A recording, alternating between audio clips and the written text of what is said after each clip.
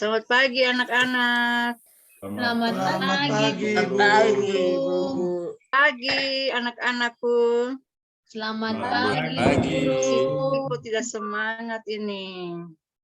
Semangat, Apa kabar Bu. semuanya? Kabar baik, Bu Guru. Sehat. Sehat-sehat. Sehat, Bu. Oke. Baik, sebelum kita memulai dengan pembelajaran kita di pagi hari ini, kita awali dengan doa dulu ya. Ibu minta kesediaan dari Linda untuk memimpin kita dalam doa. Beserta dengan teman-teman, sebelum kita mulai proses pembelajaran di pagi hari ini, mari kita berdoa. Kita berdoa. Puji syukur dan terima kasih ya Tuhan Yesus atas kebaikan Tuhan sehingga di hari ini pada pagi hari ini kami boleh berkumpul bersama dengan teman-teman di kelas ini beserta dengan ibu guru yang akan memberikan materi pada saat pagi hari ini dengan proses pembelajaran kami. Kiranya Tuhan memberkati kami dari awal pertengahan hingga akhir proses pembelajaran ini bisa berjalan dengan baik. Hanya untuk kemuliaan kemuliaan. Amin. Amin. Baik, terima kasih untuk Linda yang sudah memimpin kita dalam doa. Baik, sebelum kita mulai dengan pembelajaran kita pagi hari ini, Ibu minta Sutriani untuk membawakan lagu ya, memimpin kita ya, lagu-lagu sorak bergembira, biar kita lebih semangat lagi di pagi hari. Tahu semua lagunya? Tahu, Ibu Guru. Silakan Sutriani. Masih pagi nih. Nah, mari teman-teman kita menyanyikan salah satu lagu wajibnya senang, sorak-sorak bergembira. 1, 2, 3. Sorak-sorak bergembira semua, sudah bebas negeri kita untuk selama-lamanya. Indonesia merdeka, Republik Indonesia, itulah milik kita untuk selama-lamanya. Baik, terima kasih untuk semua yang sudah menyanyi dengan penuh semangat. Ya, kita harus nyanyinya dengan semangat karena dengan lagu itu bisa membangkitkan semangat kita. Ya, lagu itu bertemakan tentang ungkapan kebahagiaan seluruh bangsa Indonesia karena telah meraih kemerdekaan yang ya pada tahun sekarang yang sudah 77 tahun ya. Ya, Bu Guru. Ya. Baik, Ibu akan mengabsen satu persatu dulu sebelum kita memulai pembelajaran. Linda, hadir Ibu. Paulus, Hadir, Ibu. Stefanus, Hadir, Bu. Ampuni, Hadir Bu Guru. Hermin, Hadir Ibu Guru. Sutriani, Hadir Bu Guru. Emil, Hadir Ibu. Riani, Hadir Bu Guru. Grace. Hadir Ibu Guru. Ada yang Ibu belum panggil kah? Sudah semua. Sudah ya, oke. Kalau sudah, baik kita masuk saja pada materi kita pada pagi hari ini. Sebentar ya, Ibu tampilkan dulu.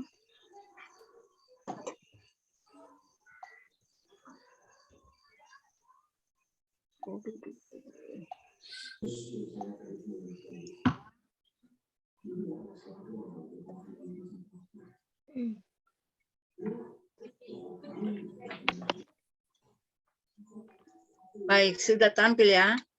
Sudah, Bu Guru. Iya, berhubung ini kelas 10, kita baru pertemuan pertama hari ini, iya toh?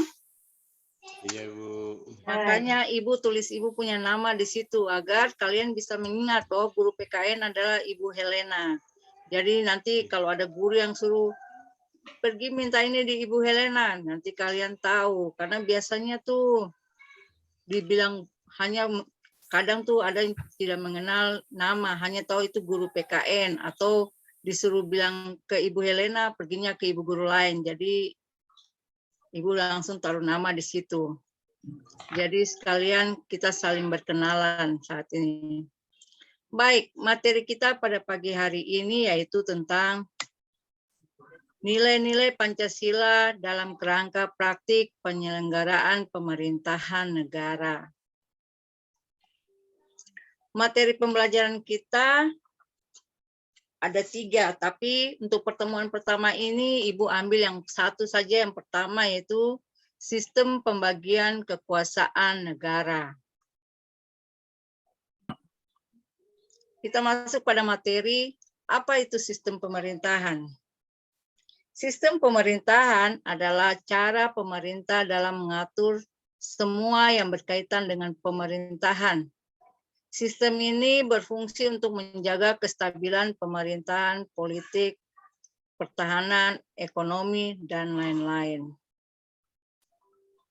Kita masuk ke yang A, sistem pembagian kekuasaan negara Republik Indonesia. Sebelum kita masuk lagi ke sistem pembagian kekuasaannya, kita harus tahu dulu apa itu kekuasaan. Kekuasaan yaitu kemampuan seseorang untuk mempengaruhi orang lain agar melakukan tindakan-tindakan yang diperintahkannya. Kekuasaan negara adalah kewenangan negara-negara untuk mengatur seluruh rakyatnya untuk mencapai keadilan dan kemakmuran serta keteraturan. Kita masuk ke yang berikut yaitu kekuasaan negara. Menurut John Locke. John Locke membagi kekuasaan menjadi 3, yaitu kekuasaan legislatif, eksekutif, federatif. Emil, coba baca yang pertama, kekuasaan legislatif. Kekuasaan legislatif yaitu kekuasaan yang membuat atau membentuk undang-undang. Iya, kekuasaan untuk membuat dan membentuk undang-undang. Yang kedua, Emil, lanjut. Kekuasaan eksekutif yaitu kekuasaan untuk melaksanakan undang-undang, termasuk kekuasaan untuk mengadili setiap pelanggaran terhadap undang-undang.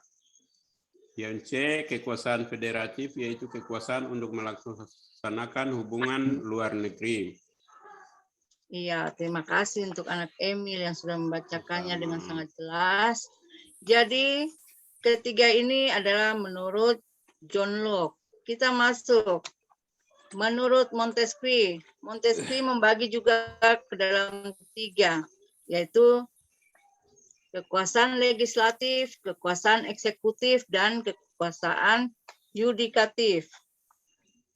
Kekuasaan legislatif yaitu kekuasaan untuk membuat dan membentuk undang-undang. Kekuasaan eksekutif yaitu kekuasaan untuk melaksanakan undang-undang. Sedangkan kekuasaan yudikatif yaitu kekuasaan untuk mempertahankan undang-undang, termasuk kekuasaan untuk mengadili setiap pelanggaran terhadap undang-undang. Jadi kekuasaan menurut Montesquieu ini adalah penyempurnaan dari kekuasaan yang dikemukakan oleh John Locke. Jadi kekuasaan Montesquieu ini dikenal dengan apa? Ada yang tahu, anak-anak? Pembagian Apa menurut Montesquieu ini? Saya Bu Guru. Ya, Trias politika. iya, bagus sekali. Trias politika. Jadi Montesquieu ini adalah kekuasaan menurut Montesquieu ini adalah penyempurnaan dari John Locke yang dikenal dengan trias politika. Izin ke toilet, Bu Guru. Iya, silakan Nak Stefan. Kita masuk dalam konsep pembagian kekuasaan di Indonesia. Mengapa harus ada pembagian kekuasaan? Ya, pembagian kekuasaan di Indonesia. Kekuasaan negara dibagi dalam beberapa bagian, legislatif, eksekutif, dan yudikatif. Tetapi tidak dipisahkan. Hal ini membawa konsekuensi bahwa di antara bagian-bagian itu dimungkinkan ada koordinasi atau kerjasama. Yang berikut, mekanisme pembagian ini banyak sekali digunakan oleh banyak negara di dunia, termasuk negara kita, yaitu negara Indonesia. Pemisahan kekuasaan. Kekuasaan negara itu terpisah-pisah dalam beberapa bagian, baik mengenai organnya maupun fungsinya. Yang berikut, setiap lembaga menjalankan fungsinya masing-masing. Contohnya, seperti negara yang menganut mekanisme pemisahan kekuasaan adalah Amerika Serikat. Sampai di sini sudah jelas? Jelas anak-anak? Jelas. Sudah jelas, Bu Guru. Aduh, masih pagi tapi tidak semangat ini. Apa karena materinya atau bagaimana ini? Sudah jelas, Bu Guru. Ya, Jelas, Bu Guru. bagus, mantap. Baik, kita lanjut lagi ya. Konsep Iya, Bu. pembagian kekuasaan yang dianut Indonesia. Mekanisme pembagian kekuasaan di Indonesia diatur sepenuhnya di dalam UUD Negara Republik Indonesia tahun 1945. Penerapan pembagian kekuasaan di Indonesia terdiri atas pembagian kekuasaan horizontal dan Vertikal. vertikal. Horizontal itu yang bagaimana kalau horizontal? Yang data. Yang Itu datar. datar. Kalau Tingkatan vertikal, yang Ke sama. atas, ya dari atas ke ke bawah. bawah. Ya. Ya, kita masuk pertama ke pembagian kekuasaan secara horizontal, yaitu pembagian kekuasaan menurut fungsi lembaga-lembaga tertentu, legislatif, eksekutif, yudikatif. Berdasarkan Undang-Undang Dasar Negara Republik Indonesia tahun 1945, secara horizontal, pembagian kekuasaan negara dilakukan pada tingkatan pemerintahan pusat dan pemerintah daerah. Pemerintah pusat yaitu berlangsung antara lembaga-lembaga negara yang sederajat, itu yang tadi horizontal ya. Kekuasaan konstitutif, legislatif, eksekutif, yudikatif, eksaminatif, dan moneter. Dan yang berikut, pemerintahan daerah berlangsung antara lembaga-lembaga daerah yang sederajat atau antara pemerintah daerah atau kepala daerah atau wakil kepala daerah dan Dewan Perwakilan Rakyat daerah.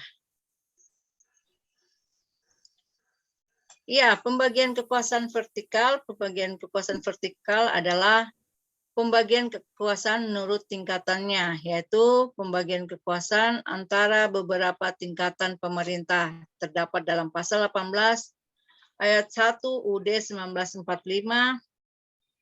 yang menyatakan bahwa Negara Kesatuan Republik Indonesia dibagi atas daerah-daerah provinsi dan daerah provinsi itu dibagi atas kabupaten dan kota. Yang tiap-tiap provinsi, kabupaten, dan kota itu mempunyai pemerintahan daerah yang diatur dengan undang-undang. Itu pembagian kekuasaan secara vertikal. Ya, Ibu sudah bagi ke dalam dua tabel, yaitu pembagian kekuasaan secara horizontal dan pembagian kekuasaan secara vertikal. Sampai di sini ada yang ingin bertanya? Sudah jelas? Sudah jelas, Bu Guru. Oke, baik. Karena sudah jelas, berarti Ibu akan bagi saja langsung ke kelompok ya. Iya, Bu. Baik, dengarkan nama-nama kelompok. Kelompok 1, Linda, Paulus, Stefanus, Ampuni, Hermin. Itu kelompok 1. Oke. Kelompok 2, Sutriani, Emil, Riani, dan Grace. Itu kelompok 2. Untuk tugasnya kalian tulis masing-masing kelompok. Bentar ya, Ibu lihat dulu. Ya. Jadi satu kelompok satu saja. Tuliskan nama lembaga negara. Satu saja, nama lembaga negara, dasar hukumnya apa, dan tugas dan wewenangnya apa. Jadi kalau yang pilih konstitutif itu saja, nanti dasar hukumnya apa, tugas dan wewenangnya apa, itu saja. Jadi satu-satu saja lembaga negaranya. Bisa? Bisa, Bu. Baik, silakan langsung menuju ke breakout rooms. Saya kelompok 2 Kak, Ibu. Stefanus kelompok 1. Ibu Oke, baca ulang terima kelompok kasih. ya. Iya. Linda, Paulus, Stefanus, Ampuni, dan Hermin kelompok 1. Sutriani, Emil, Riani, dan Grace kelompok 2. Carikan satu saja lembaga negara.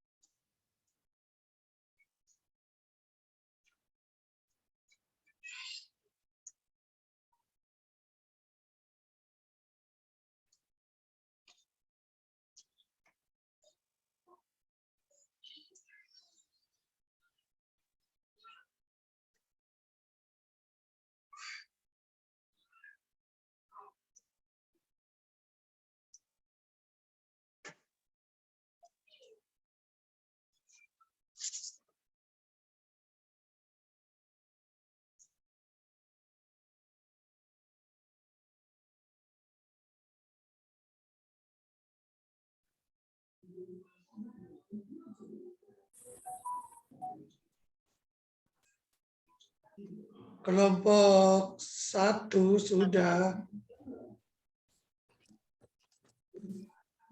Ya, kita menunggu teman-teman lagi ya. Oke.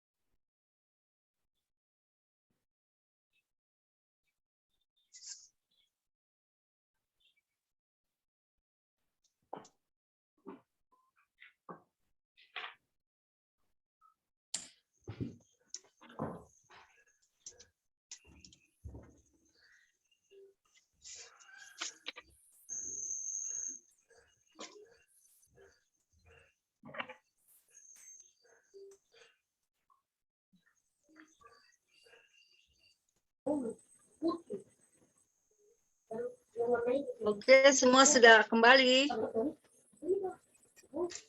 Sudah Bu Guru. Iya, kita langsung saja ya. Kelompok 1 silakan memaparkan hasil diskusi. Oke, baik. Teman-teman dan Ibu Guru, hasil diskusi kelompok 1 tentang DPR itu memiliki atau terkait dengan 1, fungsi legislasi, yang kedua fungsi anggaran, dan yang ketiga itu fungsi pengawasan. Nah, tugas dan wewenang DPR menurut Undang-Undang Pasal 20A ayat 1, itu yang pertama itu menyerap, menghimpun, menampung, dan menindaklanjuti aspirasi rakyat.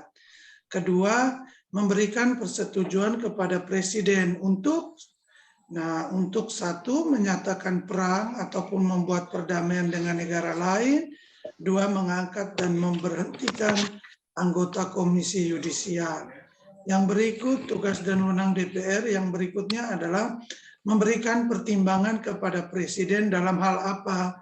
Dalam hal pemberian amnesti dan abolisi, terus mengangkat duta besar dan menerima penempatan duta besar lain.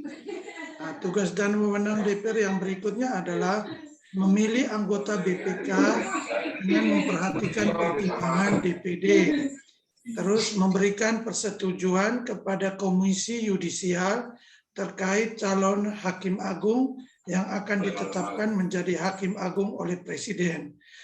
Dan yang terakhir adalah memilih 3 orang Hakim Konstitusi untuk selanjutnya diajukan ke Presiden.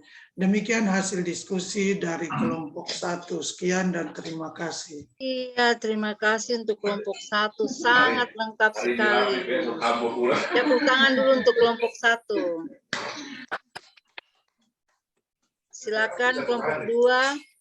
Baik, terima kasih. Kami dari kelompok 2 hasil kami sangat singkat, jelas dan padat, yaitu lembaga yang kami pilih yaitu legislatif, dalam hal ini DPR.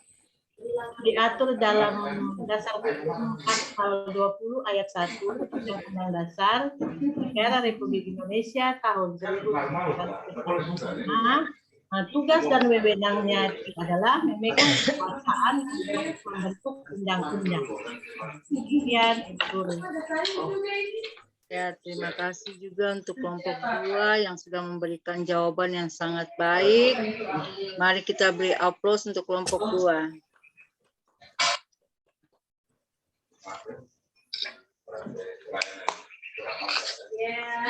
Iya, dari semuanya Ibu dapat simpulkan bahwa tugas dan wewenang masih banyak, ada lembaga-lembaga negara lagi yang lain seperti MPR, DPR, ada juga Presiden, Komisi Yudisial, masih banyak yang lain ya. Jadi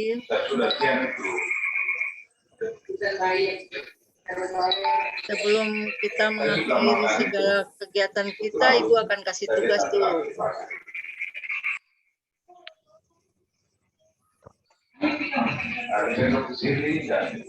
Hermin, kasih mati mic dulu, Hermin. Iya. Iya, tugasnya tadi kan sudah teman kalian, tadi kan kalian sudah bahas di kelompok yang 2 itu. Nanti yang kurangnya itu sebagai tugas kalian di rumah nanti. Bisa? Bisa, Bu Guru. Ya, tadi kan sudah 2 tuh, masih ada 4 lagi yang lain, nanti kalian kerjakan di rumah.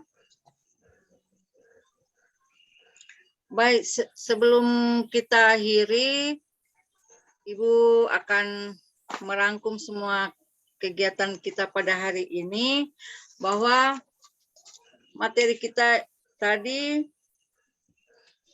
tentang nilai-nilai Pancasila dalam kerangka praktik penyelenggaraan pemerintahan negara. Itu terdapat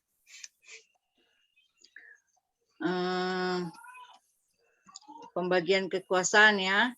Sistem pembagian kekuasaan. Jadi sistem pembagian kekuasaan menurut John Locke ya, ada 3, yaitu pembagian kekuasaan legislatif, eksekutif, dan federatif. Sedangkan menurut Montesquieu ada kekuasaan legislatif, kekuasaan eksekutif, dan kekuasaan yudikatif. Jadi kekuasaan Montesquieu ini merupakan penyempurnaan dari kekuasaannya John Locke yang dikenal dengan istilah trias politika. Terus yang kedua, konsep pembagian kekuasaan. Konsep pembagian kekuasaan ada 2, yaitu secara horizontal dan vertikal. Iya, dari awal materi ini, bagian mana yang paling kalian sukai atau yang kalian tangkap selama proses pembelajaran tadi? Bagaimana anak-anak? Apa Ibu terlalu cepat atau kurang jelas? Sudah, Sangat jelas, pembelajaran Bu Guru. sudah menarik, Bu Guru. Oke, baik. Berarti jangan lupa kalian kerjakan tugasnya, dan minggu depan kita akan masuk. Jadi minggu depan sebelum kita memulai dengan pembelajaran kita yang berikut, materi berikut, yaitu tentang kedudukan dan fungsi Kementerian Negara Republik Indonesia dan lembaga pemerintahan non-kementerian, kalian harus mengumpulkan tugas yang sudah Ibu berikan. Bisa anak-anak untuk dikerjakan di rumah? Bisa. Bisa, Bu Guru. Bisa, Ibu Guru. Ya, sebelum kita akhiri, Ibu minta Hermin, mungkin bisa kita menyanyi satu lagu lagi, biar menambah semangat untuk kita semua. Lagu jangan yang panjang-panjang, pendek aja. Ya, Hermin bisa. Sebuah lagu, Kak, Bu. Stefanus saja. Oh iya, Hermin lagi batuk, lagi flu. Iya, Bu. Stefanus saja, Stefan. Pimpin kita dengan satu Teman-teman, lagu. kita mau nyanyi lagu apa ini? Satu nusa satu bangsa Satu saja, nusa Pak. satu bangsa. Oke. Pendek. 1, 2, 3. Satu nusa satu bangsa satu Bangsa kita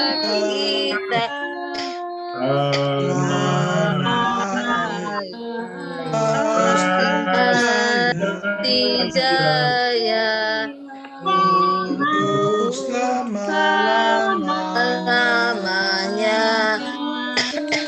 Indonesia Indonesia Nusantara Bangsa Indonesia tercinta, Nusa nusa bangsa dan bahasa kita bela bersama. Terima kasih. Ya, terima kasih untuk anak-anak yang sudah menyanyikan lagu walau dengan terputus-putus. Baik, kita tutup saja pertemuan pagi kita hari ini dengan doa yang dipimpin oleh Emil. Silakan Emil. Baik, terima kasih Ibu Guru. Mari kita berdoa untuk mengakhiri kegiatan pelajaran kita pada siang hari pagi hari ini. Mari kita berdoa dalam nama Bapa, Putra, Roh Kudus. Amin. Allah Bapa dalam kerajaan surga, terima kasih untuk segala kebaikan. Engkau masih boleh berikan kami kesehatan dan semangat untuk mengikuti kegiatan belajar mengajar. Berkati dari Ibu Guru yang telah memberikan materi, berkatilah kami semua yang sudah hadir mengikuti pelajaran. Tuntunlah kami senantiasa mulai hari ini sampai seterusnya dalam mengikuti proses belajar mengajar. Terima kasih Tuhan, inilah doa kami yang kami sampaikan kepadamu, yang dalam Yesus Kristus, Tuhan yang hidup sekarang dan untuk selama-lamanya. Amin. Dalam nama Bapa, Putra, Roh Kudus. Amin. Baik, terima kasih Emil yang sudah pimpin kita dalam doa. Selamat pagi untuk kita semua. Selamat pagi. Selamat pagi Bu Guru. Selamat pagi. Selamat pagi Bu Guru, selamat pagi teman-teman.